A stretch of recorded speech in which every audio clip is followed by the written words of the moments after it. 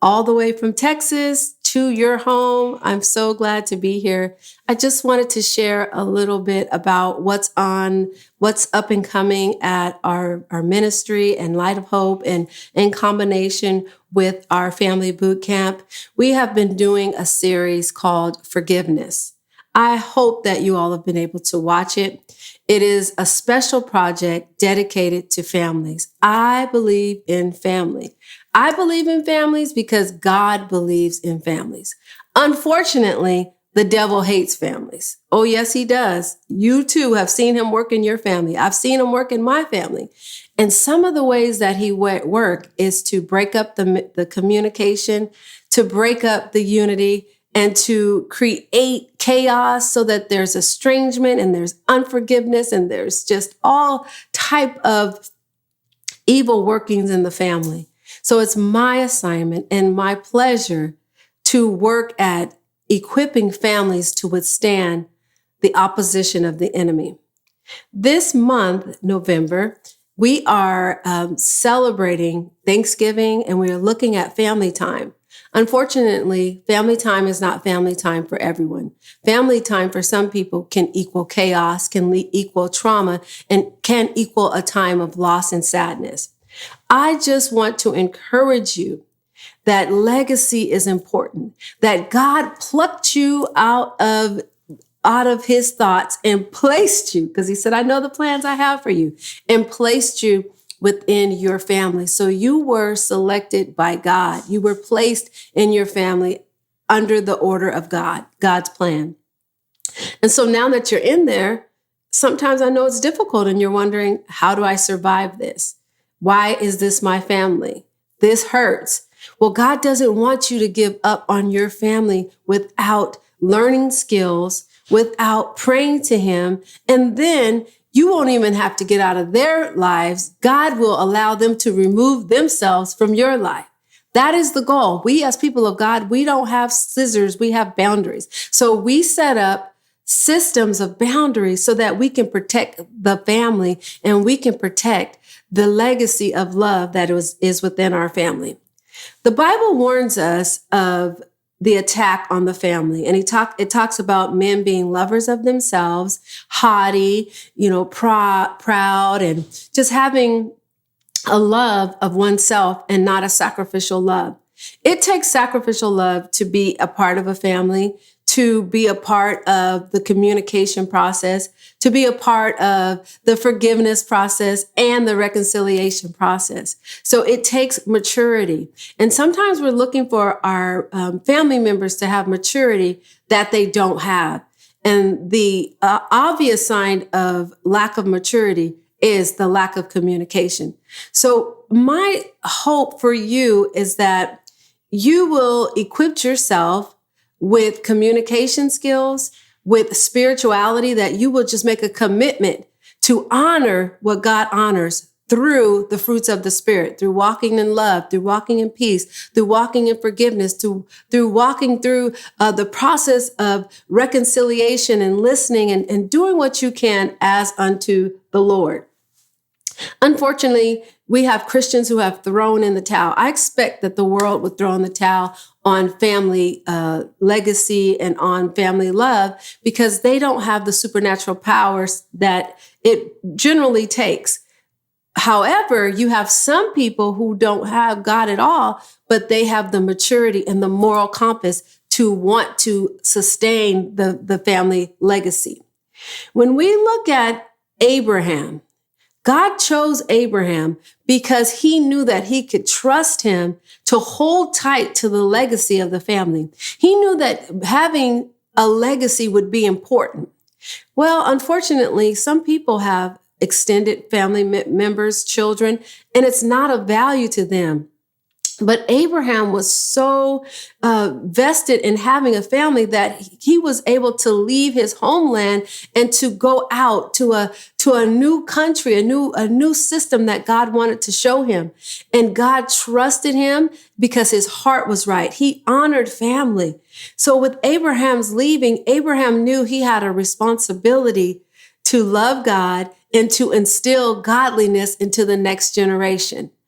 Oh, that's such a beautiful idea, to be trusted by God, to pass on the kingdom of God, the characteristics of God through family and legacy. That's really at stake because the enemy doesn't want us to transfer love, forgiveness, godliness, all of the attributes of God.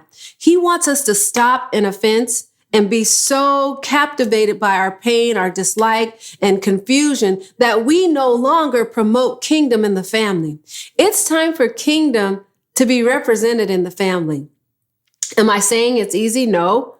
I'm a witness. It's not easy. But if you are dedicated, then God is able to strengthen you to do the work. It is so important that we know as parents, now this is to the parents, that we model the value of family. When our children are growing up, we show them what's valuable. We show them the God value of our families. Unfortunately, in the last few days and throughout my career, I have seen what happens when parents don't value bringing kingdom into the family. That's when you have chaos. When the parents don't value it and they don't know their role in facilitating the transference of kingdom principles into the earth and into their family, then the families are eroded. It starts with divorce. Then it starts with siblings falling out because siblings are looking at the love and the kingdom relationships that the parents exhibit. So one of the fallouts or the residual impacts of divorce is that kids sometimes don't have children and siblings don't always maintain close relationships with each other. They no longer have the value of the family because the parents drop the value in their divorce. Now, I'm not saying that some divorces you have to have because someone leaves, someone dies. Someone cheats or someone is abusive. I'm not saying that, but I'm saying the aftermath is that the kingdom legacy is in limbo. And yes, if you're a single parent, you can still fight to keep the principles of kingdom in the family that you have left. If you're a single mother, if you're a divorcee, if you're a divorced father or a single father, you can still pick up the legacy of kingdom families, and you can make yourself a person who's committed to modeling it and to passing it on to the next generation. Because believe it or not, we're passing on something. We're passing on dysfunction, anger, unforgiveness, duplicity, backbiting, offensiveness. We're giving our children something. And if we're not giving them love, understanding, compassion, good communication skills, then by default, we are leaving them to try to catch the wind. They're just chasing the wind. If you don't have the attributes of the kingdom and operating in your family, you are chasing the wind. There's no way your family's going to stay connected.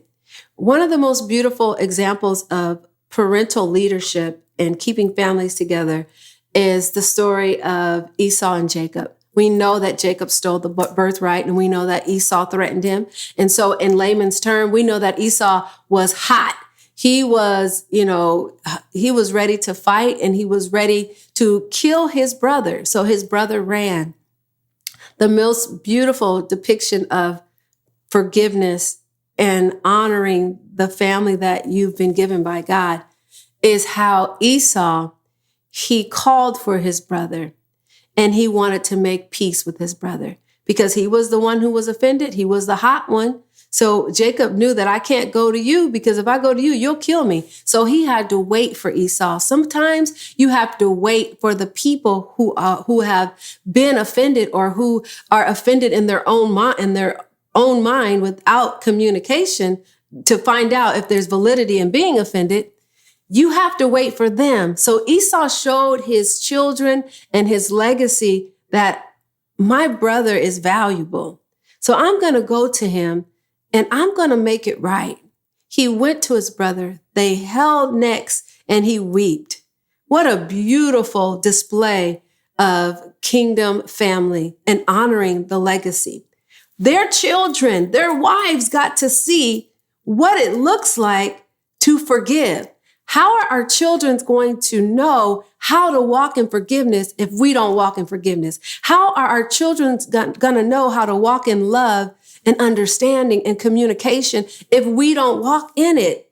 You know, sometimes we don't get the training from the family above ours, the previous generation, but it's incumbent upon us to make a decision that what I was handed, I'm not going to hand that to my children.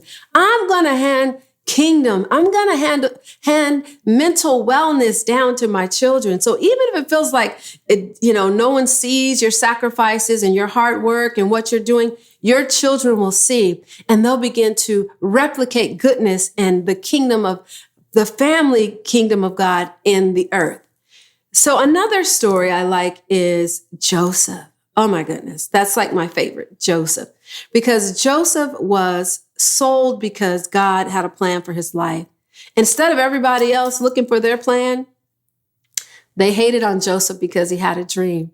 They sold him, put him in the pit, and then he had so much turmoil that led up to his purpose being fulfilled. He had every right to be angry with his brothers, but he wasn't. He wasn't. He was hurt, but he let the plan of God and family values and kingdom legacy overshadow any emotional pain he may have had. Now, I'm not saying there's not emotional pain connected to being in the earth and being in a family, because we're humans and we hurt one another. But he let the purpose of God for families overshadow the pain that he had. He said, you meant it for evil, but God meant it for good, meaning that even in this suffering, God still got me. So I forgive you. And he hugged their neck and they forgave one another. We need to be able to see that. If you are someone who has not been given tools to be a forgiving person, a communicative person, effective communicating person, our family boot camp is for you.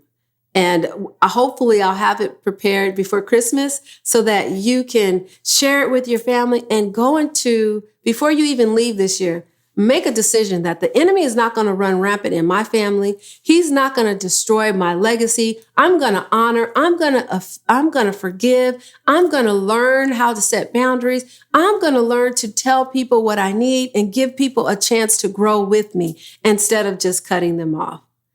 That is a commitment that you can make. That is far greater than millions, because family matters to God. And if you can keep your family legacy together, you can perpetuate holiness and togetherness in the earth. The world needs to see kingdom families. It's our finest hour.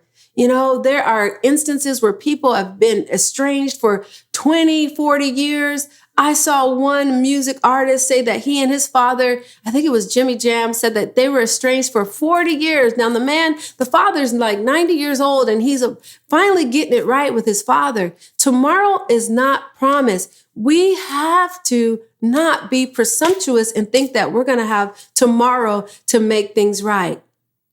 If you honor family, if you honor God's plan for family, then you will want to get the skills. There are skills out there. The Lord put upon my heart to do a whole series on family boot camp and how to navigate unity, communication, boundaries, forgiveness, reconciliation, estrangement, all of that. And that's your investment. That's going to be your investment, and that's going to be your legacy gift to your family. Being healthy, breaking the cycle of dysfunction in relationships. You get to do that. I'm inviting you to join me because I'm doing it, y'all. I can't do it for my parents. Some of the things that they have to do, I can't do, but I get to break it with my siblings, and I definitely get to break it in my immediate family with my husband. I'm on God's side.